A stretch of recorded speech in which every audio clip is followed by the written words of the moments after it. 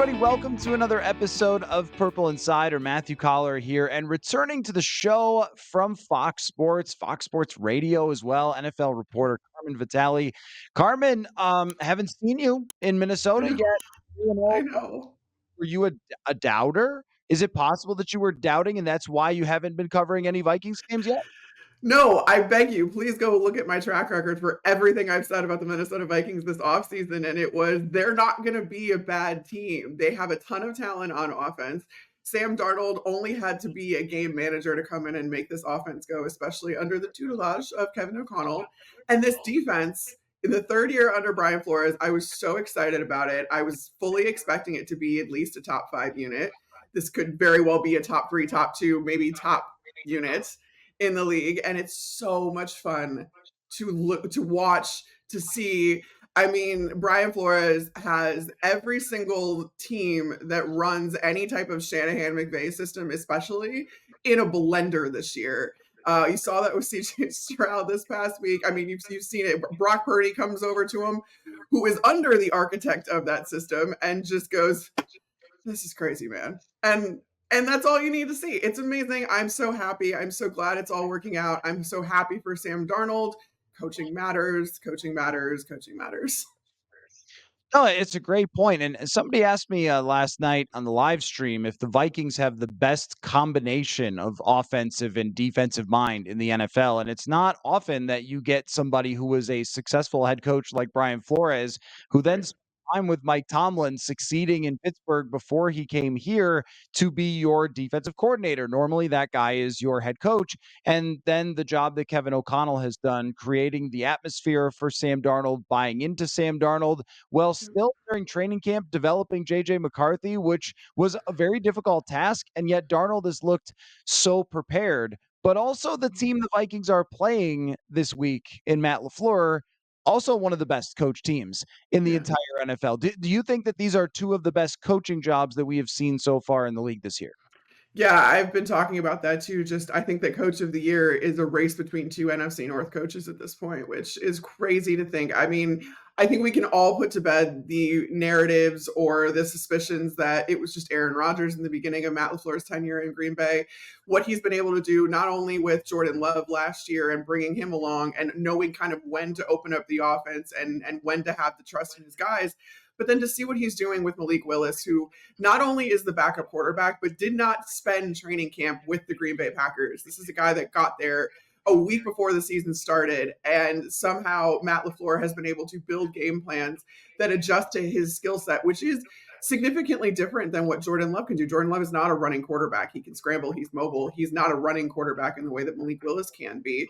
And it's just been incredibly impressive to see that. And also, I think there's a similar story in Green Bay as there is in Minnesota, in that Jeff Hafley, the new defensive coordinator up there, switched the scheme, switched so many different things around. They went out, they get a high price safety to kind of make this whole thing go, and it worked. I mean, Xavier McKinney has 3 interceptions in 3 games for the Green Bay Packers. They are just lighting the league on fire. Jair Alexander had an interception this last game. They have such good compliments to each other on both sides of the ball in the same way that Minnesota does. But I still agree with you in that Brian Flores is a head coach in this league, has been a head coach in this league. Maybe Jeff Hafley will be too, but as of right now, I still think that the Vikings have the edge. Okay, do you think the Vikings are a better overall team than the Packers? And Yeah, let's say that Jordan Love plays, because I yeah, think Malik Willis has had the pleasure of playing two teams that are not on the same level defensively as the right. Minnesota Vikings. But it sounds to me like Jordan Love is ramping up for this game, and it would make sense if they timed it out for him to play against the toughest defense, the division opponent. If he is playing, who do you think is the better football squad?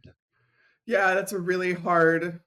I don't know, to be quite honest with you, because I do think that on paper, Jordan Love and the Green Bay Packers offense is a little bit more cohesive right now. I still am going to say that Jordan Love is a better quarterback than Sam Darnold, and I don't think that shouldn't be a hot take, because Jordan Love is now one of the, like, tied for the highest paid in the league. He did some incredible things last year, led the youngest team in the league, into the playoffs and beating Dallas in the fashion that they did in the first round.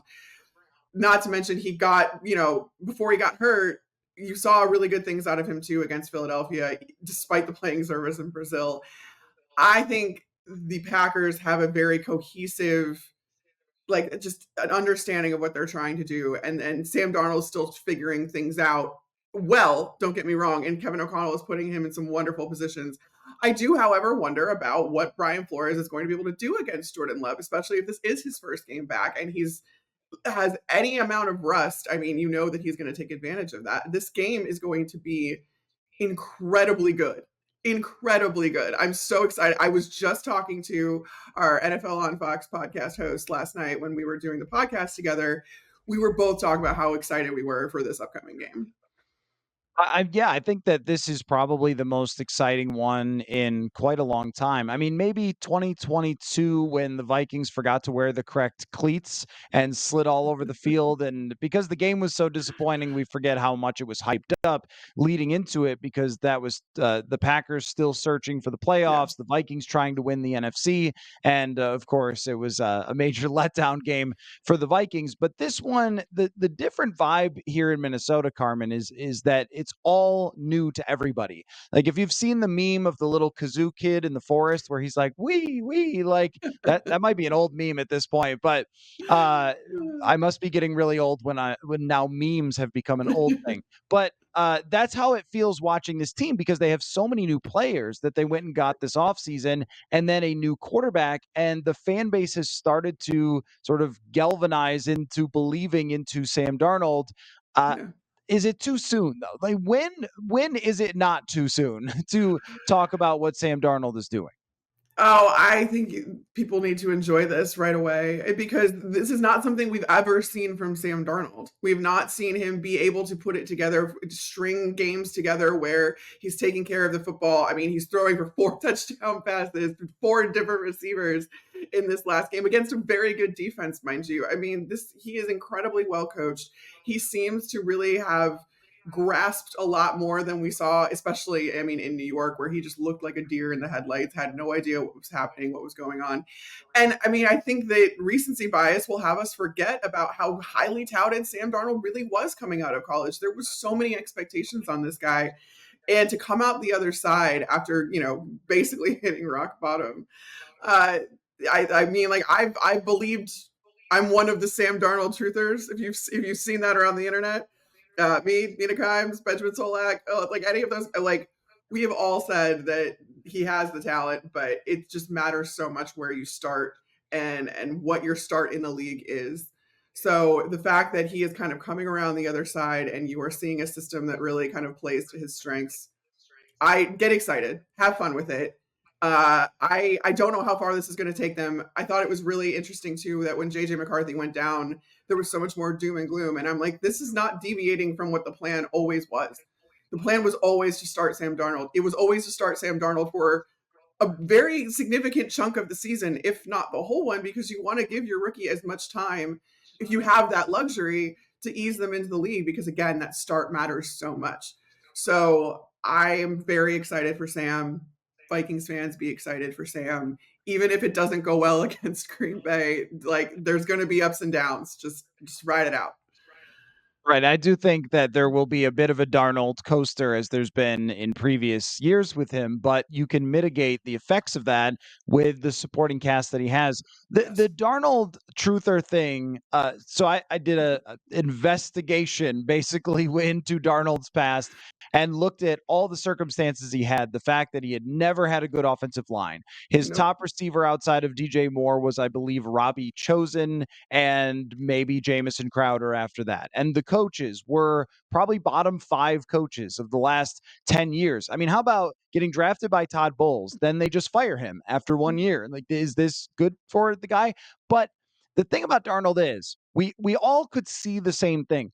But it almost never happens, though. We talk Right. ourselves into this with lots of quarterbacks. I don't know why, again, old that Rick Meyer comes to mind, but back in the day, people kept and I think the Bears maybe did this. They just kept signing Rick Meyer and thinking like, yeah, he was a first round pick. He should be good. Yeah. Most of these guys do get second chances. Most Yeah. of them never work out. It's true. Why is this one different? I think the answer has to be Kevin O'Connell. and the fact that the coaching staff that Minnesota has. I mean, we've seen this time and time again too. When you talk about Kevin O'Connell after Kirk Cousins went down, the Vikings still won games last season after that happened. And the fact that he was literally telling the playbook to Josh Dobbs, who had just gotten there 3 days earlier and is being thrust into starting a game. I mean, not starting. Jalen, he started the game, but the concussion knocks him out early. Josh Dobbs has to go in, doesn't even know the name of his receivers. And Kevin O'Connell is like playing, I kept saying that he's playing real live action Madden throughout that game because he was. He was like calling the plays, explaining the checks, explaining what you need to look for, all up until the 15 seconds before that headset cuts out. And that's an incredible thing to do while you're also, oh, by the way, coaching an entire game. You're having to deal with situational things and calling the game and you dealing with the timeouts and like just game managing on top of doing all of this. It's an incredible testament, I think, to Kevin O'Connell. And I've been I've showered him with praise whenever I get the chance to since that time because I cannot overstate how impressive it is. And I would venture to say that Sam Darnold would tell you the same thing. Well, and this is what owners are always looking for when they're hiring coaches now. And we keep sort of saying, well, why is it always these young offensive minds? But I think that Kevin O'Connell would be one of the guys you would point to and say, his approach, not being old school. I think an old school approach wouldn't have been appropriate for Sam Darnold, and to work closely with him on a weekly basis on what works for him. And he's talked Right. about the communication of what he's comfortable with and also being able to identify things that he's comfortable with. It's not you run my offense. It's Right. we're going to create an offense, which I actually was not sure about Right. because last year I thought as time went on, he tried to push Josh Dobbs a little bit too much into their offense. And that's where Dobbs wasn't able to fully handle it. But in this case, it seems sort of curated to what Sam Darnold has been able to do. But I think that it can't be overstated. And we have another revenge game narrative. Aaron Jones getting revenge this week against the Packers. It cannot Yeah. be overstated how important he is. He's averaging 8 yards a reception out of the backfield. He had 94 yards in week 1. He had over 100 yards this last week. And maybe you could speak to this. I just think his character is unbelievable. Like, yeah, It we've is. seen the things that the Packers have already said about him this week. Like, this is one of our greatest players ever. There is no disrespect for this man. I Right. think that having that person in the huddle and that presence of someone who can always get you 5 yards has been so calming for Sam Darnold. It has to be. I mean, that's one of the biggest ways that you can help a young quarterback or a quarterback that's struggling is give him an offensive backfield to lean on. Obviously, give him an offensive line, put some weapons around him, have a defense that's going to get off the field and give you another chance. And that's all the things that the Vikings have done for Sam Darnold. But more than that, to speak to Aaron Jones, he is just a light in any locker room that he's in. He is just the sweetest, most genuine person. I can't tell you how much we loved talking to him, or I've loved talking to him in the locker room. I don't think I've gotten enough chances to do it, quite frankly, but he is a guy that galvanizes the team too. I mean, it was one of the biggest surprises, and quite frankly, I was shocked that Green Bay could not get a deal done with him and then ends up bringing in Josh Jacobs. I know Josh Jacobs is a little bit younger. He has been more productive than Aaron Jones, but I don't know that, and I can't speak to Josh Jacobs' leadership style right now. I don't know what it is, but Aaron Jones, just the intangible things that he meant to that locker room, and now in turn is going to mean to this Vikings locker room as the season goes on. He is someone that everybody wants to play for and everybody wants to play with. So I have to imagine that they are going to be fired. This offense in particular is going to be fired up for Aaron Jones to go against Green Bay because he was not shy about saying that he was hurt too. He was shocked. He was surprised. He couldn't believe that the team that he had invested so much in, that he saw himself finishing his career with, wouldn't get this deal done with him. And I think that the deal that they gave to Josh Jacobs was more than what they would have even given to Aaron Jones. And I think that he took that personally too. And I don't blame him for doing so. And again, just I have nothing but incredibly nice things to say about Aaron Jones and just the way that he is as a teammate, as he is as a player to the media. I'm sure you guys have gotten to see just how wonderful he is and how honest and genuine he is when he speaks to you.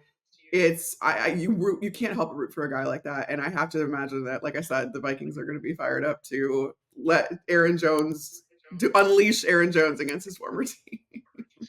Well, and that's something that I think that the Vikings have put so much value in this locker room is the personalities that they're Yeah, acquiring. Guys like Jonathan Grenard, Andrew Van Ginkel, Blake Cashman, Stephon Gilmore. Like they have brought in true professionals that if you're around this league for this long and produce this way, there's something there beyond just fast or beyond just like can catch a football, right? right. And I think they really recognize that and we all kind of thought maybe they were a year ahead in terms of their free agent spending. And yet it's turned out to be their free agent spending in the offseason was absolutely brilliant, including Yeah. Sam Darnold.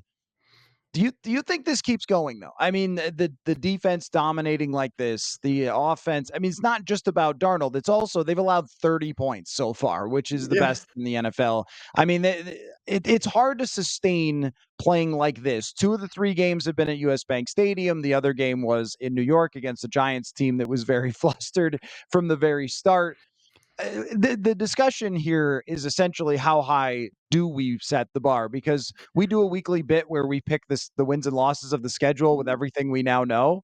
We got to like 12 last night, which I think might be a little aggressive, but like center me here, Carmen.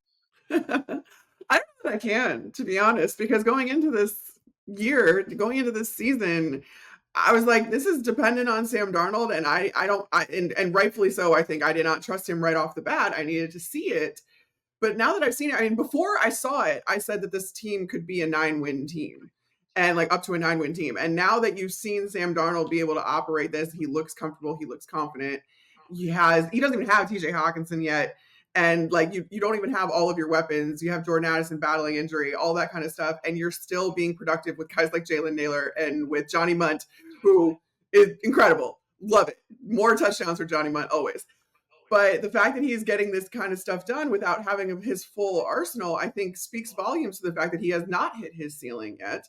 I don't necessarily want to bank on the Vikings having 12 wins, but I don't know that also anybody's really going to figure this defense out because of it was a conversation I had with Brian Flores when he first got to Minnesota. And I was asking him about, the things that he was changing, how he developed his system, just kind of his overall defensive philosophies. And something that's always stuck with me with what he told me was that this is a defense that runs through my players. I am not on the field. I cannot make certain calls because I am not on the field and I am not seeing things. My system basically equips my guys to be able to see something and have a solution for it without me having to even get involved. He's like, ideally, I'm not even making any of these calls. And that's what you started to see now that guys like Harrison Smith are super well versed in it. They've been in the system now for a couple of years. And even like Ivan Pace Jr., who I know was out last game, but just an incredible, like, being brought up in this system and being able to be given the kind of authority and autonomy that he is speaks volumes to who he is, but it also just makes it so that this defense doesn't necessarily have tendencies that you can key in on. And it is so opponent specific because these guys really are doing the work during the week. They are studying film. They are coming up with tweaks to the game plan that aren't, they weren't they didn't do it last week. It was also something that Brian didn't tell me this explicitly, but from knowing certain other defensive coordinators who operate, and head coaches, in fact, that operate like Brian Flores does, there are things put into some of these game plans defensively that aren't even for the opponent that they're playing. They're for the next one. So they're putting something on tape where they're running something out of a certain look, and they're going to show the team that is going to play them next week, this is what we do out of this look. And then they're going to change it. And that's the flexibility that Brian Flores' defense has. So I really think that it's really not going to be anybody that's going to be able to quite to solve it. I'm not saying that there aren't going to be teams that aren't going to beat it, but they're not going to quite solve it. It's just going to be they either have the dudes to, just they're overmatched or whatever it is. But I don't know that I see that happening. Um, with the Packers, maybe. I don't know. It's going to be really interesting. Oh, it is. I think the only downside so far, and the Texans obviously could not run because they were losing the whole game, is the way that San Francisco ran the football. And Yeah, I was a little surprised they went away from some of the stuff that was working. It was like they got impatient against Flores's defense. This is where I could see Matt LaFleur saying the thing we yeah, need to do is attack those edges, especially because the edge rushers are edge rushers. They're not Daniil Hunter and Everson Griffin, these big hulking 4-3 defensive ends who set the edge. And yeah. it's not that Grenard can't do that, but he can't do that in the same way that Daniil Hunter did.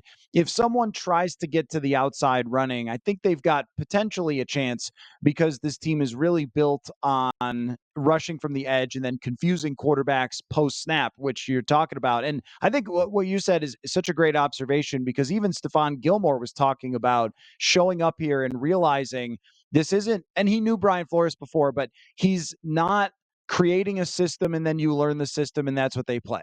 It's it's like this amoeba thing that doesn't really have a shape to it, and Right. the shape changes all the time. And even so, in the game that Ivan Pace is out, Josh Metellus suddenly plays linebacker Like, twice the amount of what? snaps. You go, oh, okay, sure. He wasn't doing that in the first game when they had Pace and Cashman, but now he is. Anybody can be anywhere at any time, which is Yeah, Andrew Van Ginkel said it's harder to learn, but once you can sure. do it, and I don't think you could do it with anybody. I think you have to have this group of high intelligence players in order to do it. Great. I need two more things from you. I need to Okay. know who you think wins Vikings Packers. Do not feel pressure. This fan base is always terrified. So if you think it's the Packers, you could say that. And then we need to talk about Caleb Williams for a second. But Okay. Packers Vikings, what do you think? I think for all the reasons you just said with, Josh, not only Josh Jacobs, who is more of a north-south runner, I feel like, but you also have guys like Jaden Reed and some of their receivers that Matt LaFleur involves in the run game, having them come out of the backfield and do all those fun things. There If Jordan Love comes back, I just feel like there's a huge spark for the Green Bay Packers. And I feel like that may be the game that someone gets one over on the Vikings, but I want to stress very much that I'm not confident in that pick. I could very much see it go the other way, and I really have no. If I had my way, I would not pick this game. I'm just very excited to watch it. Yeah, this one feels like a kicker has to make a kick to win the game, and I don't know which kicker, but I do know if it's the Vikings kicker, he's going to make it because the guy is a freak. I But was gonna say the Packers don't have that much faith in their kicker, so yeah, that how the turntables. Now, Caleb Williams, I was mm, impressed with some of the things that I saw from him last week. When we were just talking about how they've protected Sam Darnold, they have not protected Caleb Williams, and he is going to get whooped a lot this season. But I also think if you're Vikings fans getting overly excited about some of his struggles, you might wanna chill because the talent is still very much there, but you've probably yes. watched more of Caleb than I have so far, so what has been your impression? Yeah, I tried to temper expectations coming into the season because he is a rookie, and a lot of this offense is new, including the offensive coordinator. So it's a brand new system, rookie quarterback. The only continuity you had is along the offensive line, and where I thought that was going to come into play, or that I thought that was going to anchor this offense, it has not happened. I was initially through the first couple of games thinking that, all right, this is just, the scheme is wildly different. They aren't really on the same page. They're putting a lot on Caleb Williams to kind of set the protections and make all the checks and IDs and diagnose what he's looking at in NFL defenses that he's never seen before. Um, but now, after this last game, I mean, their left tackle is getting just flat out beat. He's getting walked into the quarterback on multiple occasions. They were better this last game at picking up certain stunts, but again, it was then guys just couldn't hold their man, even though they shed their block, pick up another guy, and it just doesn't work. That's really disheartening because I really thought that Caleb was going to be able to lean on the unit that had the most continuity on this offense. That has not been the case. Caleb hasn't quite learned what he can and can't get away with when it comes to scrambling out of the pocket and stuff like that. But the mechanics are right. Even when he does scramble, he's always looking downfield. As he kind of gets more used to his receivers, I think that some of those plays are going to start hitting a little bit more. He needs to make quicker decisions when he is in the pocket. I know he doesn't have enough time to really throw the ball, and he should have more time than he does. But the reality is he doesn't, and the game plan needs to adjust to that. I think those are all things that you're going to start seeing. We saw him start to connect with Roma Dunze this last game. He throws for 363 yards, 2 touchdowns, 2 interceptions. The interceptions came before the touchdown, so nobody was excited about it, and I get it. But you have to kind of, if stats matter, you're going to have to, take at least some encouragement out of the fact that in a game where there wasn't garbage time because the Bears were in it the whole time against the Colts, he threw for 363 yards. That's an improvement over what you've seen from rookie quarterbacks in the past. I just think it's still going to take a little bit more time to get it all together. And I've been trying to also say that I can't win in Chicago, despite being from there. I said I was trying to temper expectations at the beginning. Nobody wanted to hear it. Now I'm like, hey, you need to give him more time than 3 games. That's not even a good enough sample size for like NFL coaches to game plan against. Usually they game plan with a sample size of 4 games. We haven't even hit that threshold yet. It took Jordan Love a half a season, and he had been in the same system for 3 years. He hadn't had the practical knowledge on the field, but he knew that playbook like the back of his hand. And it still took him a half a season for Matt LaFleur to trust him. Like, just chill, everybody in Chicago, is what I'm going to keep saying until I'm blue in the face, even though people don't want to hear it. Oh, I'm sure they'll listen to you. I'm sure that they'll chill. We are in a universe like this twisted quarterback ranking culture that will both say that, oh, well, Sam Darnold, you just needed to give him time and develop him in the right situation. But then after 3 games, call somebody a bust who is Right. just a rookie in the league. It's like we just can't help ourselves as a society. But whatever the very, very first impression of someone is who they are. And I think it's fair. Everyone still brings up Peyton Manning throwing almost 30 interceptions his first year, but that is just so fair. Like, we Yeah. don't know. I did some research on this. We don't really even know till year 3 if a guy can Mhm. actually play in the league. So game 3 is probably not time yet for Vikings fans to be dancing in the streets about Caleb Williams. Okay, Uh, last thing, I promise.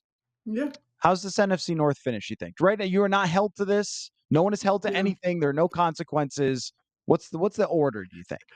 I still believe in the Lions and the Lions finishing as but I was always thinking that Green Bay was going to be a close second, and that has not changed, especially because they've stolen wins with Malik Willis. Um, I think that was an opportunity for the Packers to kind of be bumped down a peg. Didn't happen. It was like I initially before the season I put the Bears ahead of the Vikings, but I also said that, like I said, the Vikings could be a 7, 8, 9 win team and still finish last in this division because I thought that this division was going to be really, really hard to win. I still think that. But I think that the Vikings and the Bears are a little bit more interchangeable behind the Lions and the Packers. Um, but if this continues with the Vikings, I'm not ruling anything out for them. I'm really not. It might end up being 12, 11, 10 for wins for the top 3 It really teams, and could. then we see how it battles out with wild cards somewhere else. I am hopeful to see you at US Bank Stadium at some point soon, although the Vikings don't Same. return home for a while. So you've got plenty of time to book the travel. Carmen Vitali, Fox Sports. Great to have you back. I know we will definitely see each other soon. So thanks for coming on. Really glad we could get together. Same. Anytime.